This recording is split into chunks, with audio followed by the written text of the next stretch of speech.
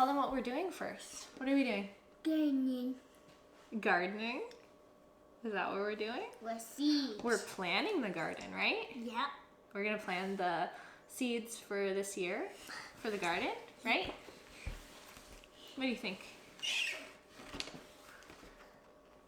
Today we are going to be starting our garden seed planting, right? We're gonna start. Get the seeds. Don't just sit there. Oh, sweetie. Okay, don't yell at me.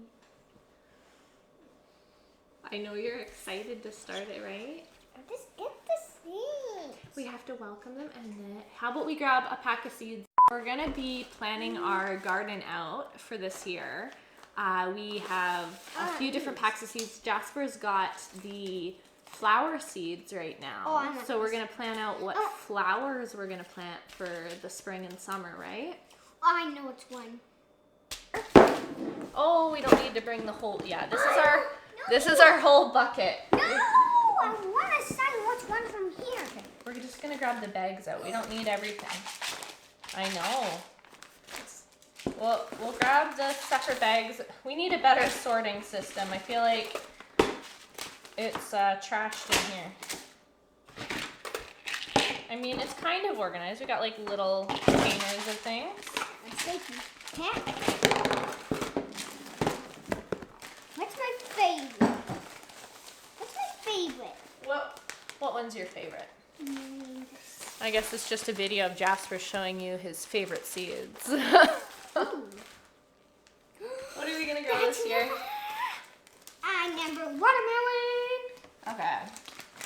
Watermelon. Watermelon, you want to do watermelon this year? Yep. We can do that. We've got a few different types of watermelon. Ooh. Oh, and then we've got those two. These are fruit seeds. So we've got, these ones are called ground. No, I'll read it so you know how to do it. These ones are called ground cherries. So we're gonna do those as well. We are in zone 8B, 9A-ish, I would say. It depends on the year. What, am I just gonna be, I'm gonna be in the video alone now? I'll come over here. But now it's like too high up. I've gotta like, here, come sit. Let's do this together.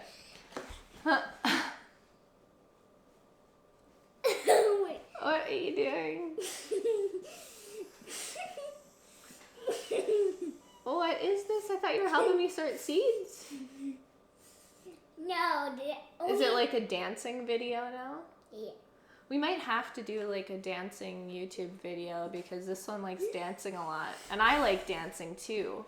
Maybe we'll organize this and then we'll come back and we'll show you kind of the basics of how we organized it.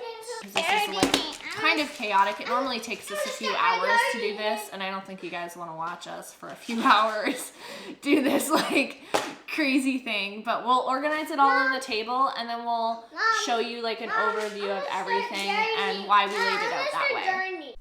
So we're back now and we've got everything organized, don't we? There is all of our seeds. And like I said, we like to organize it based on the month we're going to plant them.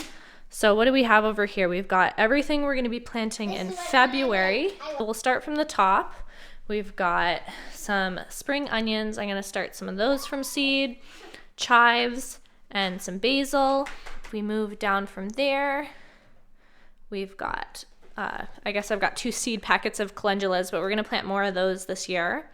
And same with marigolds, we're going to start those. Then we've got cabbage here. We've got Danish ball head. This is like a su choy. And then we've got like a red cabbage there.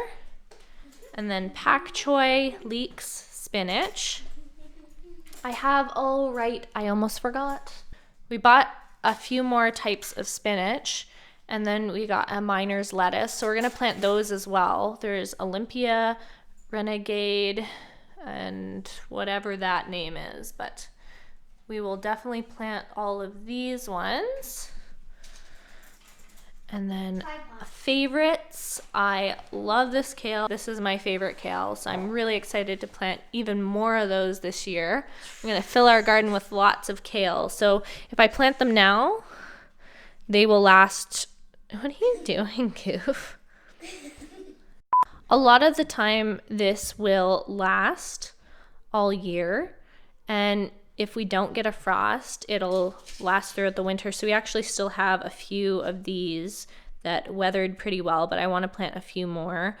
I'm almost thinking like they might even survive if I take them in when it frosts for the few weeks it frosts, and then like I can put them back out in a container.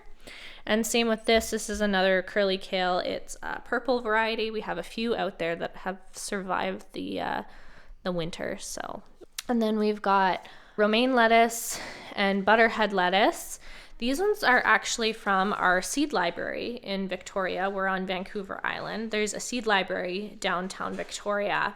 And so we've went there a few times, and they have a program where you can grow or try out like different types of local seeds, and you can try your hand at like saving these seeds as well. So we've got a few of them scattered throughout. I think we've used most of them up because we got them a few years ago, but we want to go back and try out some different ones. We tried saving some seeds. We're not super great at it yet, but we're working at it. So that's a really good resource. They have lots of resources through the libraries with that. And then, so I saved a bunch of dill seeds from last year. It's super easy to save dill seeds. I can actually smell the dill right now, just touching this. We've got dill, and then spicy Japanese green. So we got the spicy Japanese green and then arugula. We got these from a neighbor. He grows in his backyard too, and he like came over and saw like our garden, and he was like, hey, I can give you some seeds. So we were like, not gonna turn down seeds. And then we're gonna work on this one now. So this is our planting that we normally do in like March, April, May. I've got it sorted out the best I can, but in the containers we'll be planting like the beans and nasturtiums, and then we've also get to start our peppers come March or April there. So these are the varieties. I think I might pick up more of these West Coast seed peppers.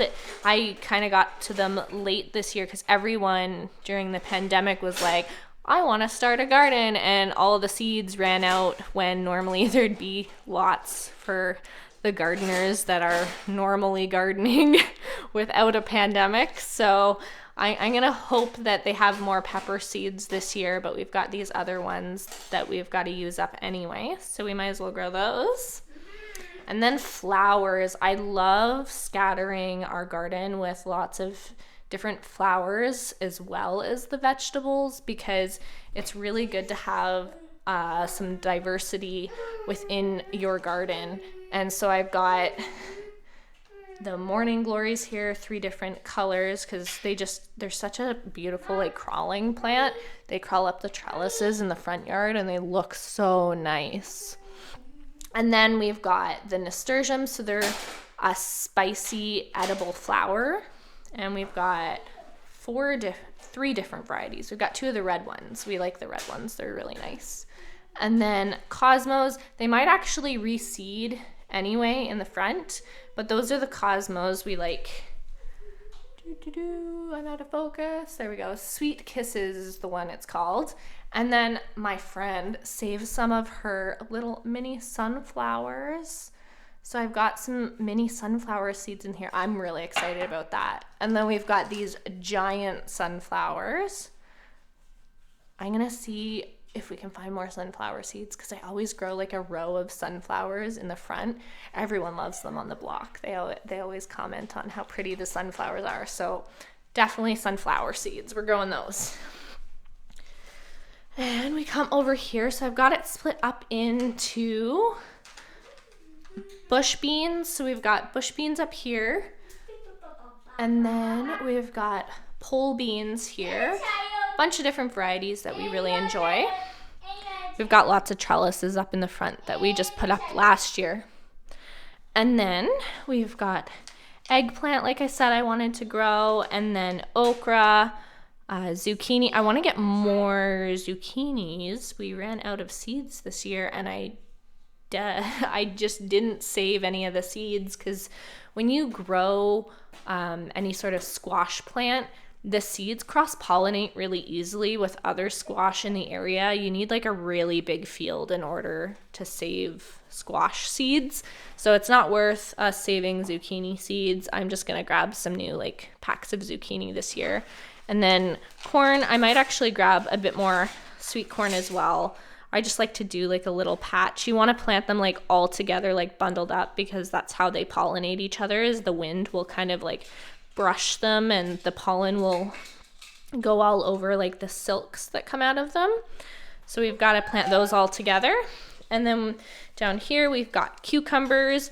We didn't really grow a lot of cucumbers in the previous years, but we tried a few last year. We got a couple, but I want to give it a good go this year. So I'm gonna maybe grab some more like pickling cucumbers as well. And then we've got, we like the lemon and the crystal apple cucumbers. They're just fun to snack on and have in like salads and stuff. And then it's tomato time. We love growing tomatoes. So we've got the tomatoes here. And this one's upside down. This is the tomatillos, and then we've got like a cherry Roma. We grew the cherry Roma and the subarctic last year in tomatillos, but this year we're gonna do the tumbling Tom and the beefsteak ones. We've got some beefsteak ones. I found those from a few years ago, so hopefully the seeds start, but we'll see. We'll do a germination test to see if they'll start.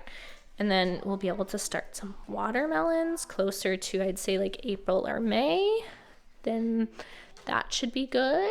And ground cherries. I'm also new to this ground cherry thing, but I've heard that it's a fun one to try and grow. They're like a little vine that grows on the ground. So we will try out those, and I'm pretty sure I'll have to take another look, but I'm pretty sure I can grow these starting in like April, May-ish. And same with the pumpkins. Like I normally plant them in like May or June, so we're getting closer to like the summer, late spring plantings. So I direct sow things like beets and carrots, and then I also direct sow, I guess, the sunflowers. They just do better if you direct sow them, especially the radishes, beets, and carrots up there. Different types. And then when you get later in the season, so come summertime, like August, we've got cauliflowers that I like to start. Normally I'd start broccoli too. We don't have any more broccoli seeds, so I have a few things we got to get this year. But cauliflower, broccoli, those are really nice to start in August because they're more of like a winter crop, so they'll grow really well over the winter. And then we come over here and we can start these like in September. And then we've got all of the different types of kale. These will all be for winter. Mustard greens here. Got another one. And so kind of like this bleeds into like this over here. I really like planting these. I really like planting these ones in the winter because a lot of these kales actually get sweeter in the colder weather. But when it comes to like some of these, it doesn't really matter what time of the year. Like they'll still taste really good even when it's not winter. So I'm okay starting them really early like now. But I will still plant them for like a winter crop. So I'm going to grow spinach over the winter as well. So I'll kind of like move them from here and do like 2 crops. So I'll have one here and here. And then same with like pak choy. I've got some pak choy out in the garden right now, and cabbages will be really good. Calendulas last all winter. They're a great flower for the winter. Same with a lot of the herbs up there. This is our little selection, or should I say massive selection, for the tiny garden that we have outside. But this is what we enjoy doing. So we might as well just have fun while we're at it and buy and try all of the different seeds because it's so much fun. I hope you enjoyed today's video. We have spent a lot of time gardening. We just love gardening, and I'm glad that we have this channel that we can share at least as much knowledge as we know right now. We're still learning ourselves, so if you have any tips for us down below, let us know. Maybe comment your favorite storage solution for seeds, because we need to work on that. We've just got crazy box. I mean, I guess we've got some organization, but not quite where we want it to be. Well, we'll get there, but give us some ideas. Make sure you subscribe if you're not subscribed already. We're just trying to build this community right now. Any subscriber is helpful to getting us to that 1,000 subscriber mark, so then we can monetize the channel. We really appreciate all of your help and your likes and comments. If you want to follow us over on Instagram, I will leave a link to my Instagram. I post about gardening and cooking and like our lifestyle on there every day. I hope you enjoyed today's video, and we will see you in the next one. Bye.